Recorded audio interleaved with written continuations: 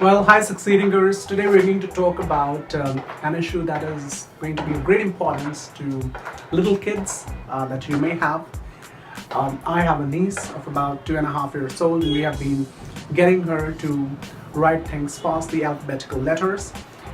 We've been wondering how to do that quickly, and I felt that learning to write sleeping, standing, slanting, and curved lines helps the kid to learn to write fast, and that's what I'm going to share with you today.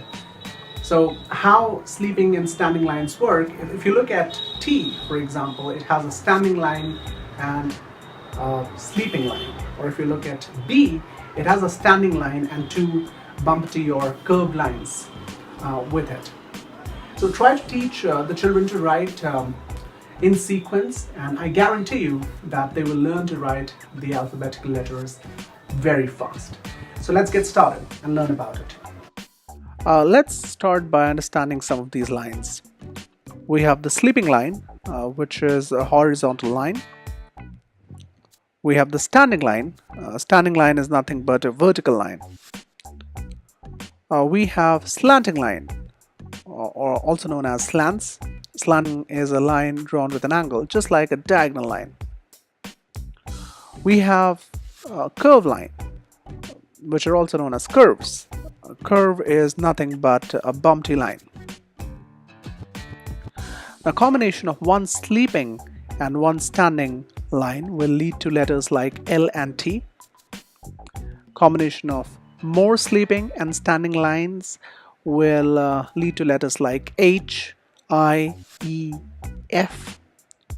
Combination of slants will give you letters like X, V, W. Combination of slants and sleeping lines will give you letters like A and Z. Combination of slants and standing lines will give you letters like K, M, N, Y. Combination of standing, slants with small curves will give you letters like B, J, P, R, S, U. Big curves will give you letters like O and C. Combination of lines and big curves will give you letters like D, G, Q. Here are some further learning or teaching tips. Give to your kid an introduction to alphabets with visual and oral methods. Buy good stencils in the market and practice stencil writing of lines, shapes, patterns, alphabet, letters. Tracing in wet sand is a great idea too for practicing writing. Practice on whiteboard with thick chalk grip or marker. Paper writing with soft handling pencils is a great idea as well. Crayon writing, crayon scribbling can also be tried, or simply dots connecting. These are all great ways to practice writing for your kids.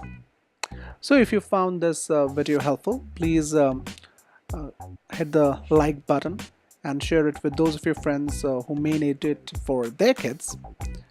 And finally, don't forget to subscribe to SucceedEng. Until next time, bye-bye.